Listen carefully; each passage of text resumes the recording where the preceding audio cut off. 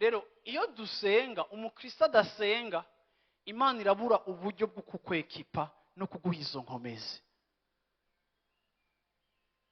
Imana ntayigusanga, inkomezi ntizizogusanga ku izuba uri kurirukanka wakubititse uri kuratora amasolution yawe y'igipagani. Uravyumva? No.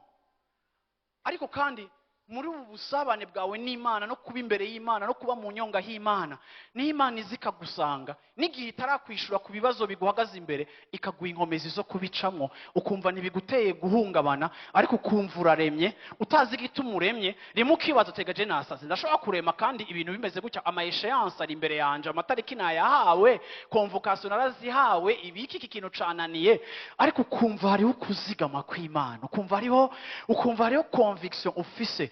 Nico gituma avuze ngo nimwagenda murindire gushika, uravyumva uwo muhemu yera abaje ko. Nico gituma Bibiliya ivuga ngo soyez remplis du Saint-Esprit, ni kintu cama kiri renouvelé, ni kintu cama gisubigwamo, si kintu gikorwa une fois gusa, ariko muri communion mu busabane bwanje n'Imana kimwe mu bintu Imana irekura n'ubushobozi bwa muhemu yera.